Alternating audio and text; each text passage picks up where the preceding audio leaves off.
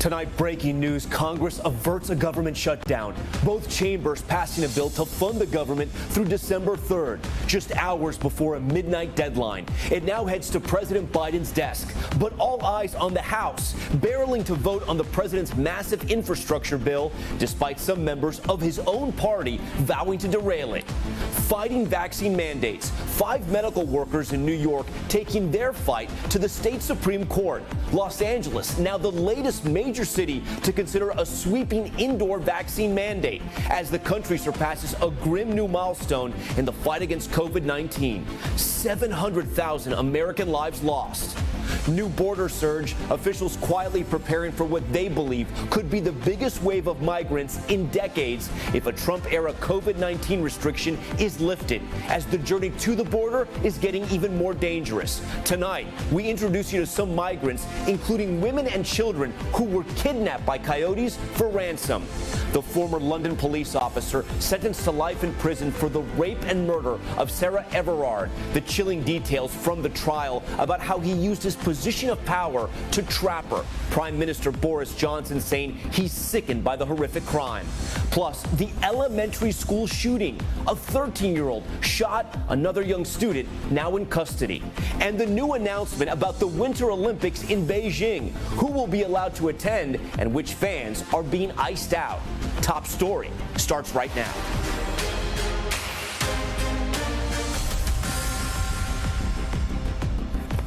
And good evening, I'm Tom Llamas. We begin Top Story tonight with breaking news. Congress has narrowly averted a government shutdown.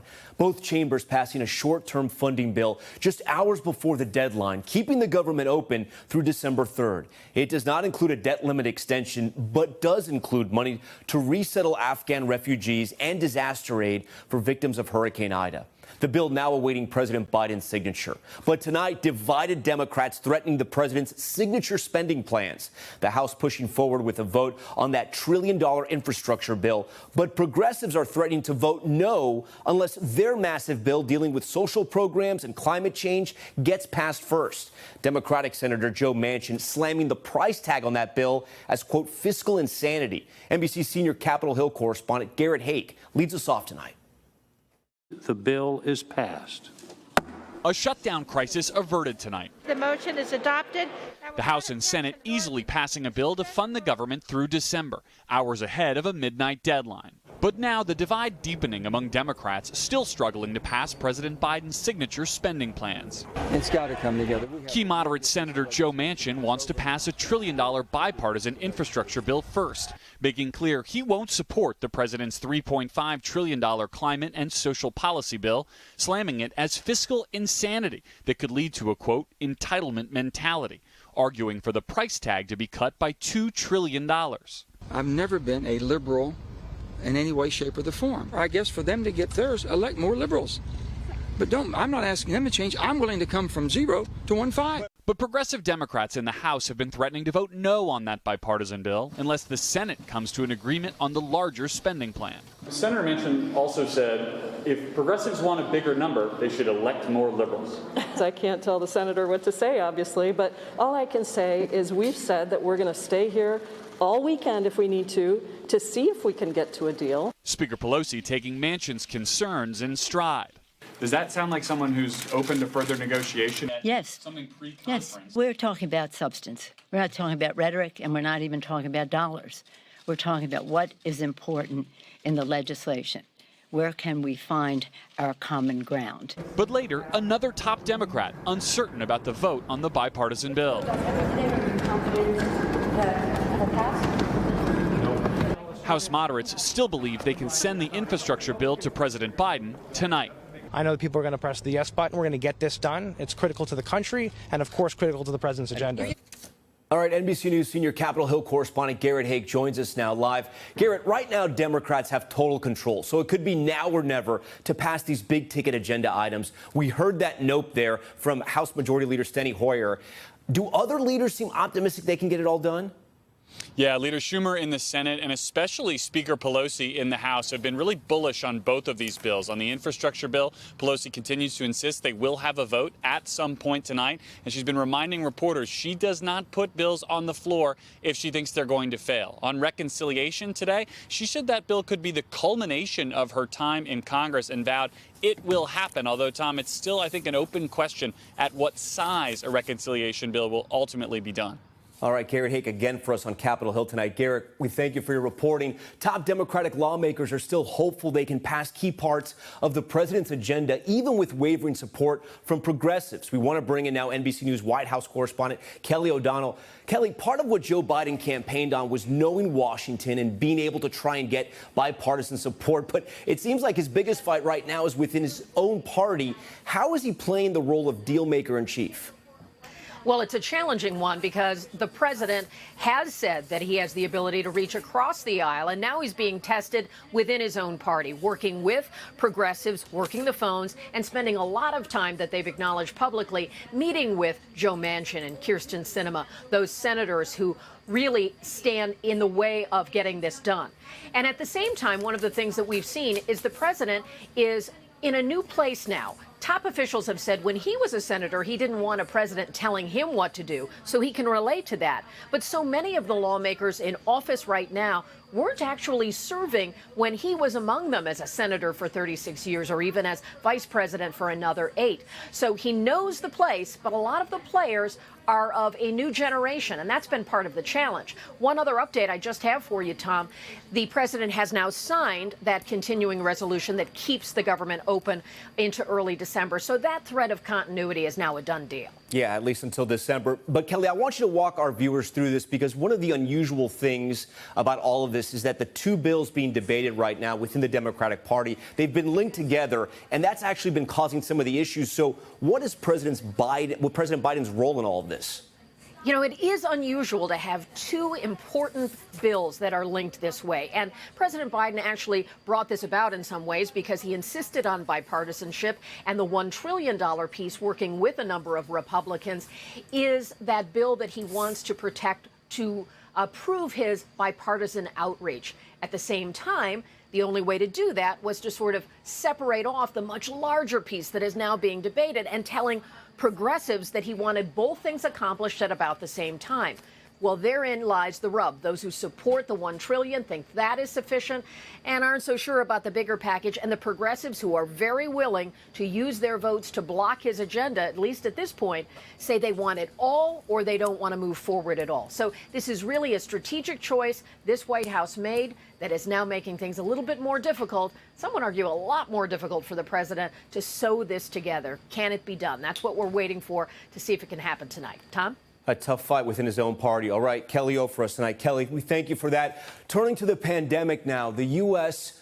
reaching another grim milestone, and this is not easy to report. 700,000 American lives lost to COVID-19.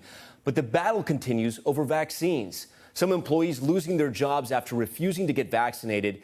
But it turns out most workers are complying with mandates nationwide. NBC's Gabe Gutierrez has the latest. As Los Angeles now considers one of the country's strictest COVID vaccine mandates for indoor venues, and San Diego has just approved a new one for students and staff, supporters of the crackdown say they're working. It was the right thing to do. I will stand with that. It was hard to do, though. It's hard to force people to do something that you truly wish they would do voluntarily. Nationwide, while some major companies are firing employees for refusing to get vaccinated, the vast majority of workers have chosen to comply. At one medical system in Kansas City, Missouri, less than 1% of employees lost their jobs. At Houston Methodist, about 0.5% did. In North Carolina, Novant Health also says 99% of its staff across 15 medical centers have gotten vaccinated or have been approved for medical or religious exemptions. What was your biggest challenge in getting employees to comply? It was the need to provide them with straightforward, accurate, scientifically based information knowing that they were constantly bombarded with the misinformation of social media or other platforms. But more legal challenges are underway. Today at New York Supreme Court, 5 healthcare workers and a state legislator argued the state's mandate is invalid. It's all being done through executive orders, executive fiat, which I think really compromises the democratic legitimacy of a lot of these vaccine mandates. Next month could be the biggest test yet as other vaccine deadlines are fast approaching. October 15th for city employees in Chicago and for the nation's second largest school district, Los Angeles. Right now, about 1 in 5 employees there, some 12,000 workers, have not gotten their first dose. The district already has 2,000 vacancies. All right, Gabe Gutierrez joins us now on set here on Top Story. And you have some breaking news about the nation's largest school system, which is here in New York. Yeah, that's right, Tom. As a last-ditch effort, a group of New York City teachers has just asked the U.S. Supreme Court to step in and block the mandate. It's set to be enforced on Monday. Most workers, including teachers, getting the vaccine, but still these pockets of resistance. All right, Gabe, thanks so much for that. Next tonight to the emotional abortion debate, the hearing today on Capitol Hill as more and more states work to pass restrictive abortion laws. Lawmakers hearing hours of powerful testimony, including from some of their own. NBC News senior Washington correspondent Hallie Jackson reports. The emotion, obvious, even before Congresswoman Cori Bush spoke a single word, revealing publicly for the first time her own experience with abortion, describing being raped on a church trip just after high school. I found out that I was 9 weeks pregnant, and then the panic set in. How could I make this pregnancy work? My abortion happened on a Saturday.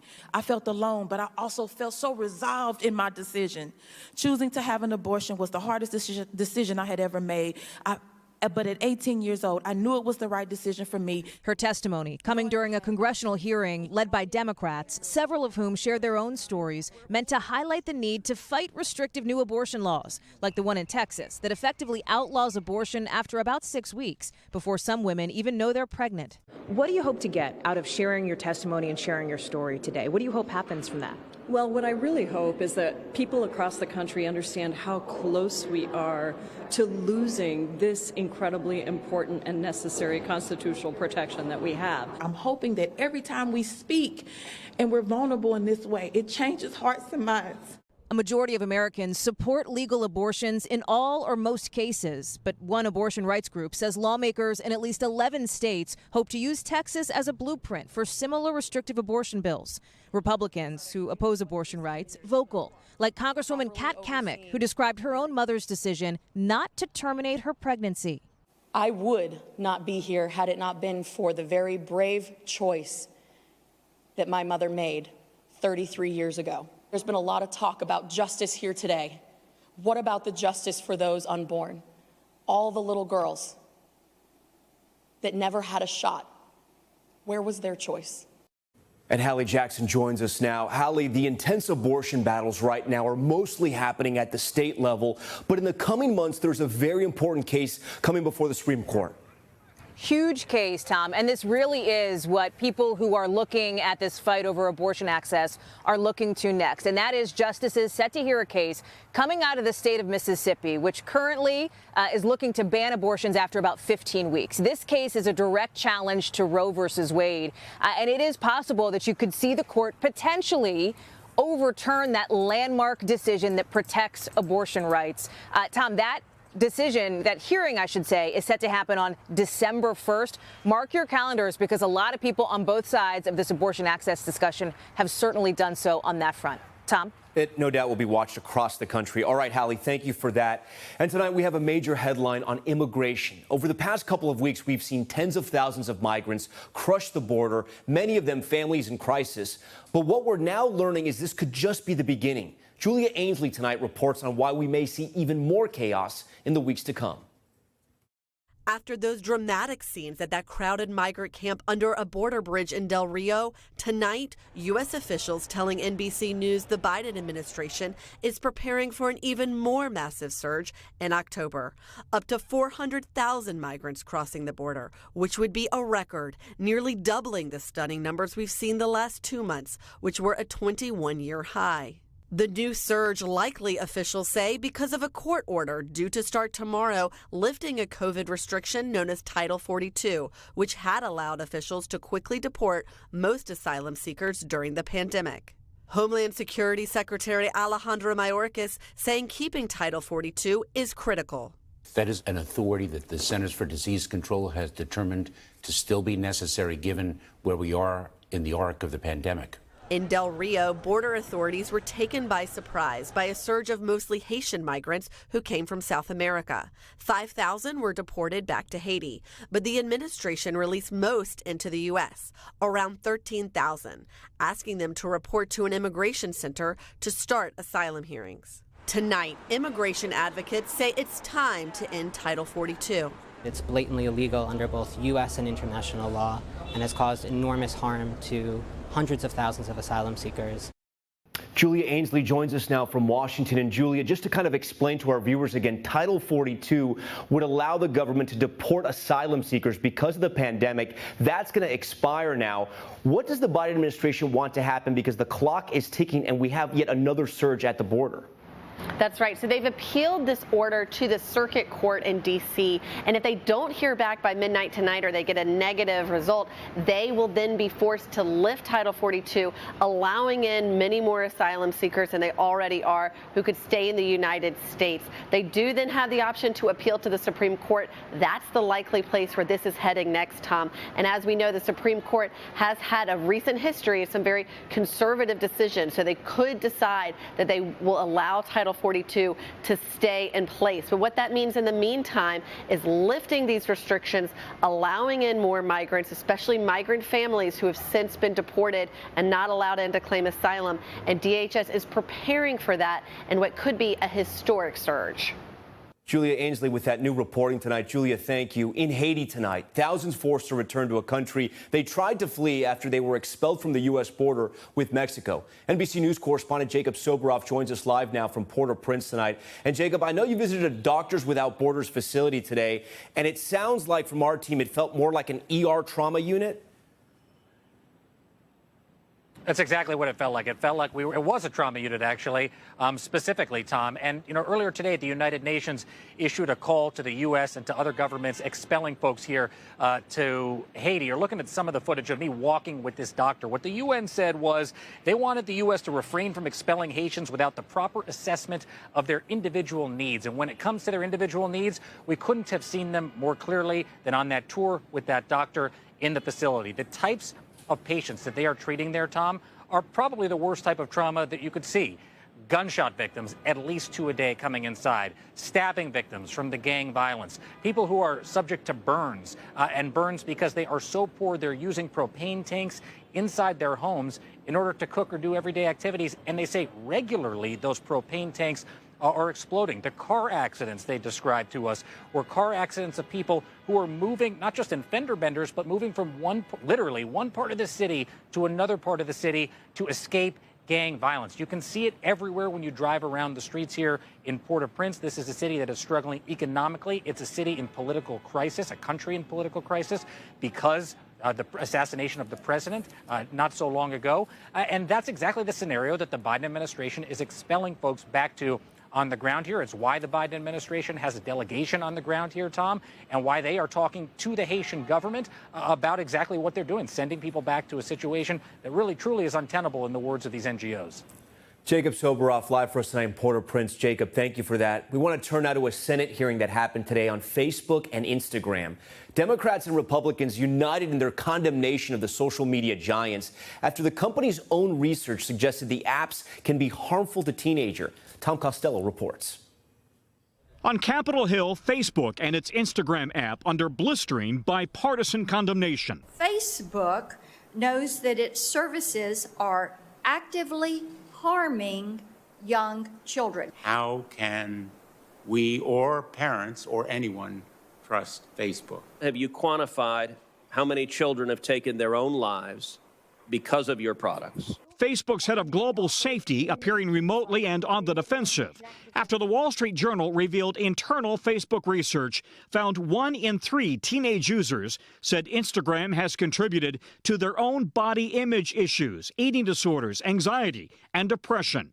Among teens who had suicidal thoughts, 13% of British users and 6% of American users traced those thoughts to Instagram use, though Facebook insists far more teens benefit from the social connections. More of them found their engagement on Instagram helpful than harmful. But 20-year-old Grace Park believes the constant Instagram posts contributed to her own anxiety and eating disorder in high school. Everyone else is way skinnier and way prettier and have nicer clothes. And that also sort of hurt my own self-confidence about my own body, which led to me practically starving myself for like a year. It makes them feel like they're on shaky ground and that they can't possibly keep up with their peers or anyone else. And it just makes their insecurities snowball at a time when they're very vulnerable.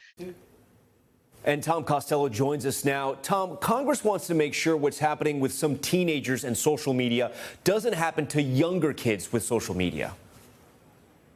Yeah, and it's really concerning because, in fact, Instagram says it has a plan to cater to 8 to 12-year-olds. They believe it will be a free place or a free of advertisement space for 8 to 12-year-olds. That's really got Congress upset. And now Instagram has put those plans on hold, but they're only on hold. They still would like to cater to 8 to 12-year-olds.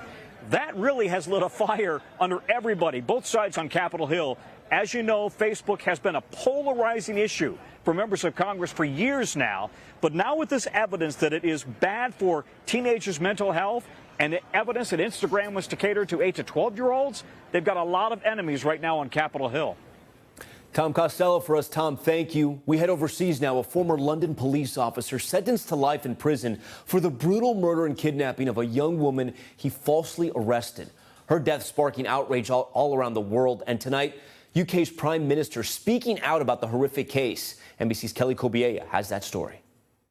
Tonight, the harshest sentence a British judge can give, life with no chance of parole for Wayne Couzens. The judge said he had no doubt Couzens abused his power as a police officer, falsely arresting, kidnapping, raping, and murdering 33-year-old Sarah Everard. Sarah's kidnap, rape, and murder was one of the most dreadful events in the 190-year history of the Metropolitan Police Service. The marketing executive disappeared March 3rd while walking home from a friend's house in London. Some of her final moments captured on surveillance video, including the confrontation with then-officer Wayne Couzens. Her body was found a week later in a forest more than 50 miles southwest of London. In court, prosecutors said that Couzens, who pleaded guilty to all charges, used his police ID to kidnap Everard. He could have made up a law. He could have said anything he wanted to get her into the car. I mean, he could have used COVID as a reason to get her into the back of the car and said, you're breaching COVID rules, and arrested her. Londoners took to the streets earlier this year in protest. For many, Sarah's case touched on a deeply held fear. I just think it's important for us to all have this presence. We could all be Sarah. Couzens' sentencing sparked a renewed focus on women's safety and their ability to trust law enforcement. Prime Minister Boris Johnson said on Twitter today the case was sickening, adding in part, no woman should have to fear harassment or violence.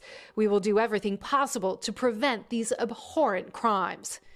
It is critical that every subject in this country can trust police officers when they encounter them. In a statement released today, the Metropolitan Police highlighted an urgent duty to do more to protect women and girls, including increased patrols across the city.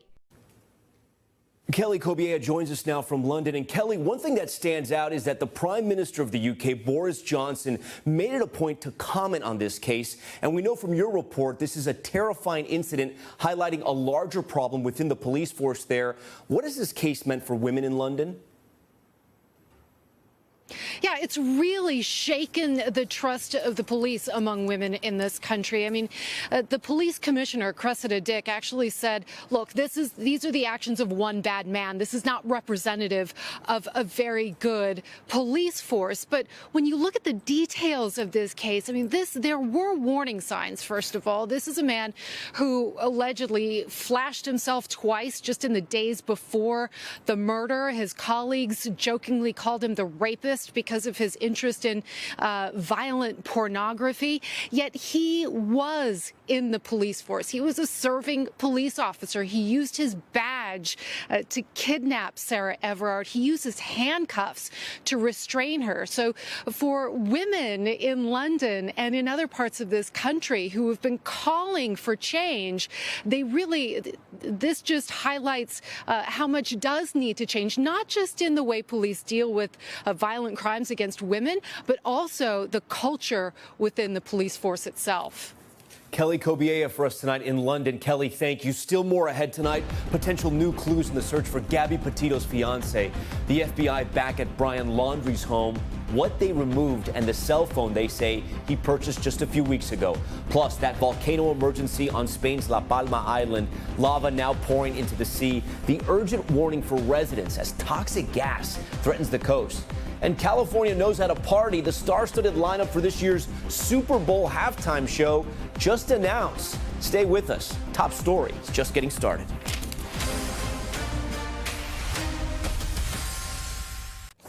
Back now with new developments in the search for Gabby Petito's fiance. Authorities collecting more evidence from Brian Laundrie's home today and shedding new light on his whereabouts in the days before he disappeared. Kathy Park reports. More than 2 weeks since his disappearance, and Brian Laundrie is still nowhere to be found. But officials say they're now analyzing new evidence linked to the fiancé turned person of interest in the disappearance of Gabby Petito. This afternoon, the FBI returned to the Laundrie family home in Florida, looked at the camper parked in the driveway, and left with what appeared to be a small cooler. The Laundrie family attorney, Steve Bertolino, said the agents collected personal items belonging to Brian that will assist canines in their search. Bertolino also confirmed that the FBI is in possession of a phone Brian purchased September 4th, adding that he opened the account through AT&T, left the phone the day he went hiking on September 14th, and never returned. Prior to his disappearance, Bertolino said the family stayed at the Fort DeSoto campground September 6th and 7th, and all left together. A Florida sheriff's office says it handed over surveillance footage from that park to the FBI, and there have been no confirmed sightings or reports of Brian in Pinellas County. As the manhunt intensifies, Gabby's family, friends, and even strangers are anxiously waiting for a break in the case. We got to keep the momentum going, keep it strong, because eventually he's going to be found. This week, Gabby's family spoke publicly for the first time since her body was discovered nearly 2 weeks ago in a Wyoming campground. We don't stop, remembering Gabby and keeping her name out there and fighting for other people out there like her. Their tragedy turning into a new calling for other families with missing children. All right, Kathy Park joins us now on set. So there have been protests at the North Point home of the Laundries, from what we understand. So what are they saying? Have they said anything at all about their son's disappearance? Yeah, so there have been a lot of backlash from members of the community who believe that the parents know more than they're letting on. But the Laundrie family attorney says that is not the case, and it's just wrong to assume this. In fact, the parents do want the FBI to find their son. All right, Kathy Park with that new reporting tonight. Kathy, we appreciate that. When we come back, this is hard to report, a shooting at an elementary school. The victim now in critical condition at a children's hospital. What police are saying about the young suspect. And the ending to a decades-long battle, the beachfront property seized from a black couple nearly a century ago, how their family is now getting it back. Stay with us.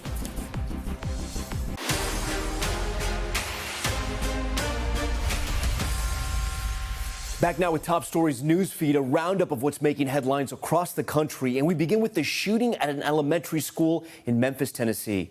Police say a student shot another 13-year-old student this morning. The victim is now in critical condition. Police say the juvenile suspect turned himself into police later in the day. His name and age have not been released. The school was placed on lockdown and evacuated. An update tonight on the disappearance of Mia Marcano. The FBI is now joining in the search for the 19-year-old from Orlando who has been missing since Friday. Authorities say someone used a master key to enter her apartment on the night she vanished. The building's maintenance man, the only person of interest in this case, was found dead of an apparent suicide this week. And the cost of bacon, now the highest it's been in 4 decades. Bacon prices jumping almost 30% over the last year. Beef and pork both seeing double-digit price hikes since last December. Experts saying it's pandemic meat shortages and panic buying are to blame, and the high prices are expected to stay for the foreseeable future. And the star-studded lineup for this year's Super Bowl halftime show. Dr. Dre, Snoop Dogg, Eminem, and Mary J. Blige and Kendrick Lamar will all share the stage. The Super Bowl will be held on February 13th at SoFi Stadium in Inglewood. Returning to the LA Arena for the first time since 1993, Dre, Snoop, and Lamar, of course, all Southern California natives. Dr. Dre calling it a thrill of a lifetime. The Super Bowl and halftime show will air on NBC. Stripped of their land by the city and driven out by the KKK, tonight prime beachfront property is back in the hands of a black family after it was taken from them nearly a century ago. NBC News Now correspondent Priscilla Thompson reports. Today, a handshake nearly a century in the making. And we'll be sending the deed over to you soon. California Governor Gavin Newsom returning property taken from a black couple to their family. Warm temperatures and clear waters are a hallmark of Bruce's Beach in Southern California. But beyond the sunny skies lies a stormy past. The land was first purchased by Willa and Charles Bruce, a black couple, in 1912, a time when segregation largely restricted beach access for blacks. Charles and Willa Bruce, a married couple, had the American dream like many of us have the American dream of owning a piece of property, establishing a business, and that's what they did. The Bruces built a lodge, cafe, and even a dance hall, open to all. The resort became an oasis for black families to swim and socialize without being harassed, until the safe haven became a target. Despite all the racial taunts to KKK, the harassment, the burning of their facilities, the taunting and the harassment of their guests, they survived and flourished for 12 years. And it was at that point that the city of Manhattan Beach took it upon themselves to say enough is enough. In 1924, Manhattan Beach officials seized the Bruces' land, citing eminent domain and plans to build a park. The Bruces tried to fight the city to no avail. They received just over $14,500 for their beachfront property. The land remained vacant for 3 decades. Now, almost 100 years later, a reckoning. This property was stolen from the Bruces. We're returning what was stolen, what was rightfully theirs. The state returning the prime real estate to the couple's descendants.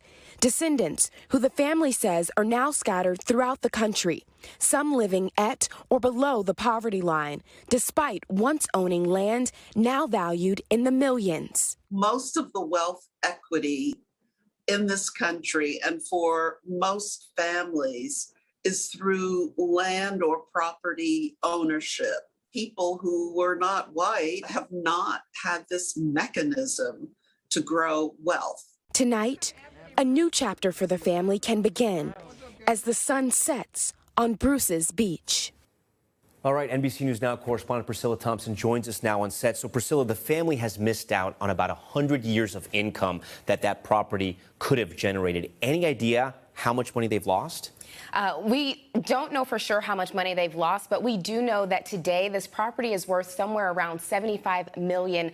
And so certainly a lot of money when you think of prime beachfront real estate over the past 100 years. And what's more is people are talking about the generational wealth that money could have produced, sending someone to medical school or law school if they wanted to go, allowing other entrepreneurs in that family to flourish that may not have been able to do so because that money was not there. Putting a hotel, rental properties that could have generated income for all those years. I have another question. Does the family feel like giving back the land was enough, or do they think that more is owed? Right.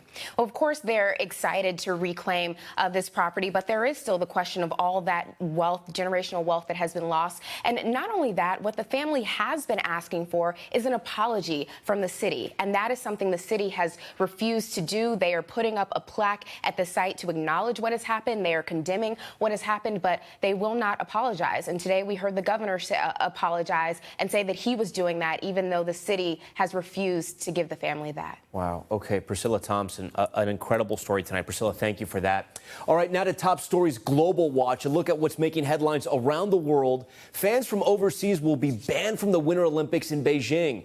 The International Olympic Committee announcing today that spectators will be allowed, but only if they're from mainland China. Athletes who are not vaccinated will have to spend 21 days in quarantine upon arrival. And an update tonight, more than 10 inmates were killed in a prison riot in Ecuador. The prisoners reportedly armed with guns, grenade, and machetes when the gang war broke out in one of the prison's main units. Police have sent in 400 officers to maintain order after reports of more gunshots and explosives. Ecuador's president has announced a 60-day state of emergency in the prison system. And the volcano emergency intensifying on Spain's La Palma Island. New video just in showing lava now pouring into the Atlantic Ocean, releasing clouds of steam and toxic gases. Residents on the western coast told to seal doors and windows with tape and wet towels and to cover their mouth and noses. All roads to the southern part of the island have now been cut off by lava. We turn to the Americas now, a look at stories from the U.S. and across Latin America. And tonight, the dangerous journey to the U.S. border with Mexico. Our partners at Telemundo investigate the growing problem of migrants heading to the U.S., now becoming the targets of kidnappings. Juan Cooper has some of their heartbreaking stories. For thousands of migrants heading north to the United States, their journey through Mexico is one paved with danger. A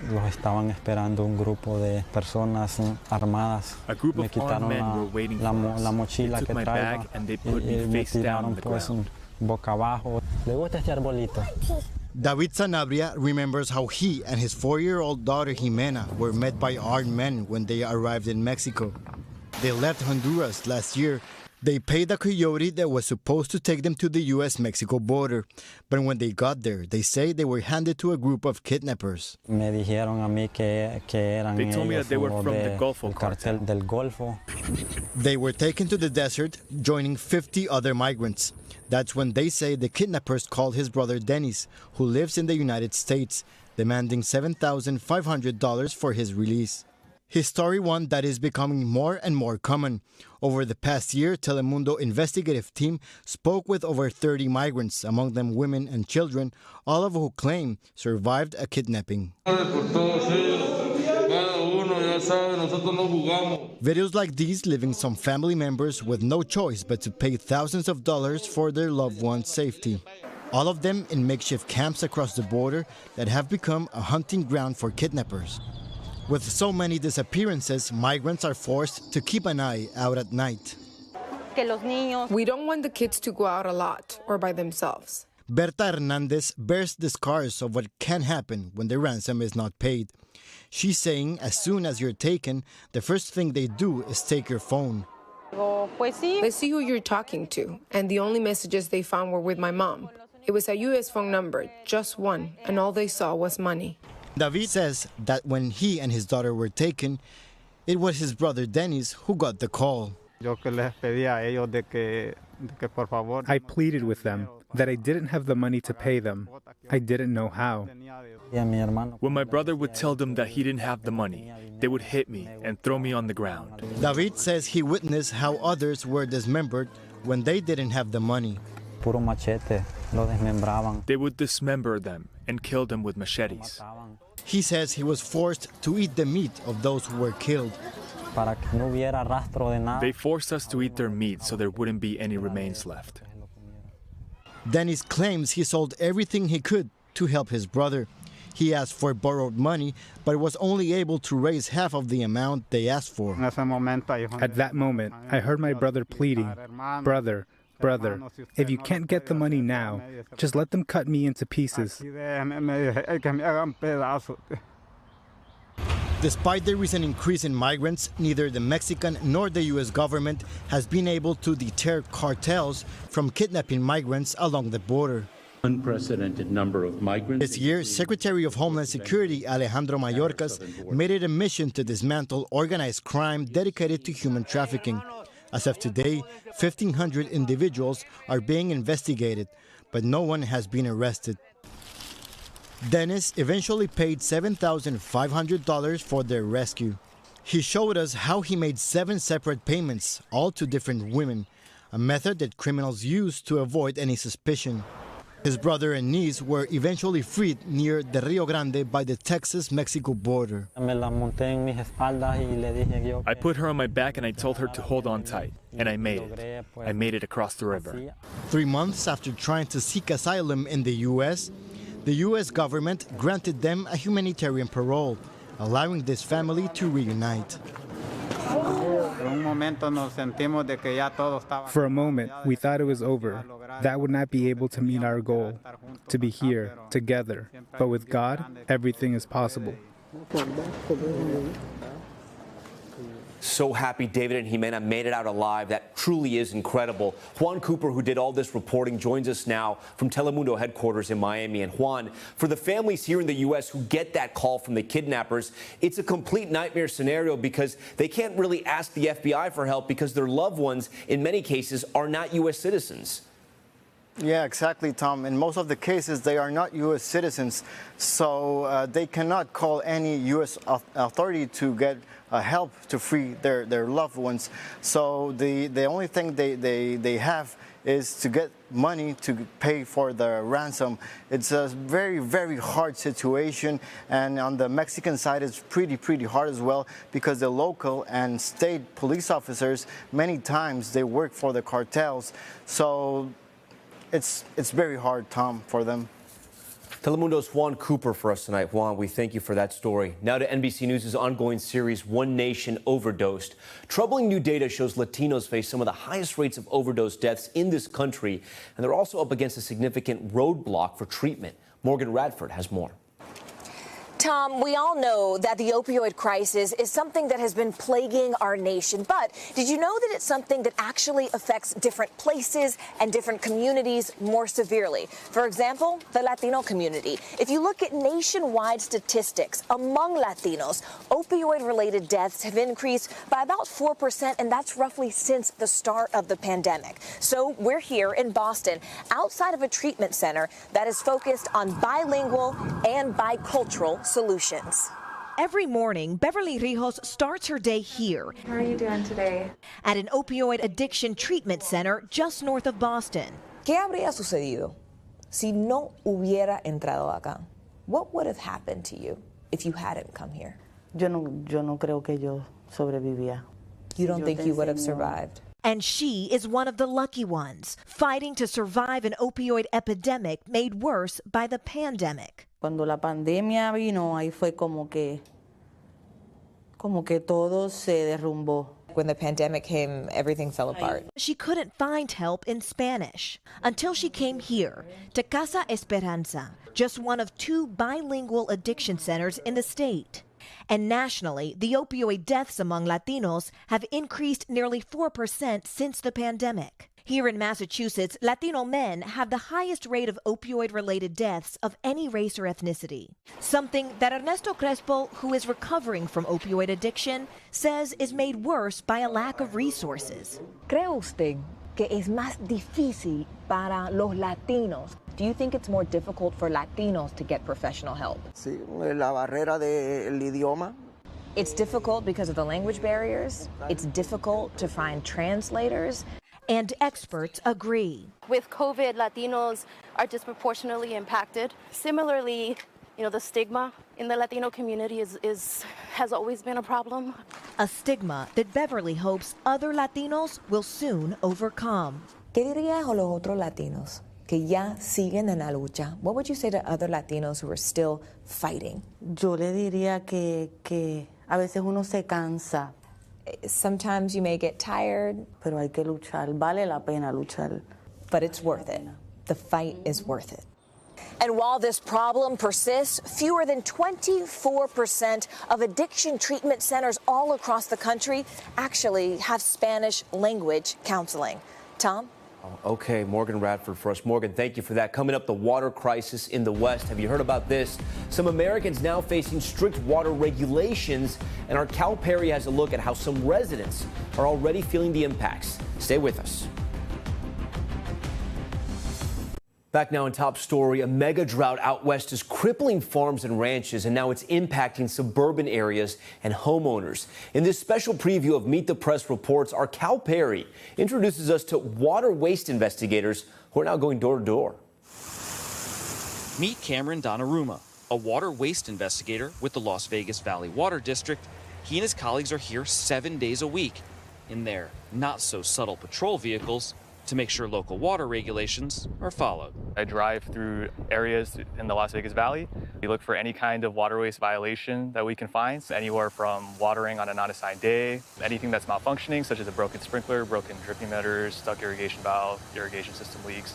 Because you can kind of see here, this water that was running was pretty excessive, came from these sprinklers here. So you'll mark it and then check it again? Yeah, whenever I have time, yeah.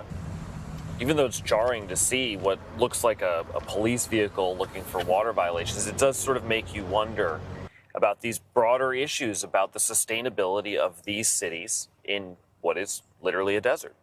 This summer, Nevada became the first state in the nation to completely ban certain types of grass they call non-functional. And so the city is ripping out grass that's purely ornamental in places like medians and office parks. And when you consider the fact that our community has grown by about 800,000 people during the past 20 years, but we've reduced our consumption of Colorado River water by 23%, it's a remarkable achievement that this community has made by everybody doing their part in using water as wisely as possible. All right, Cal Perry joins us now from Fountain Hills, Arizona. And Cal, can you put into perspective how this drought compares to what we've seen in the past? Yeah, you know, it's lasted longer and it has been hotter. And so the U.S. government has put in what they call a water shortage, which means tier 1 cuts. The concern is as the water level drops, and it will drop, they will have to institute tier 2 and tier 3 cuts. That would affect millions more people, Tom. It sounds like, you know, the race is on for this crisis. Are they going to be able to keep up? Well, the concern is that this is the fastest growing part of the country, and it's also heating up quicker than any other part of the country. So maybe it's expanding beyond its natural resources. That's the concern. It's not just a climate change story, Tom. It's the climate has changed story. Cal Perry for us tonight. Cal, thank you for that. And to see more of this important story, tune in to Meet the Press Reports, How the West Was Lost, Climate Crisis, tonight at 9, right here on NBC News Now. Thanks so much for watching Top Story tonight. I'm Tom Llamas in New York. Good night.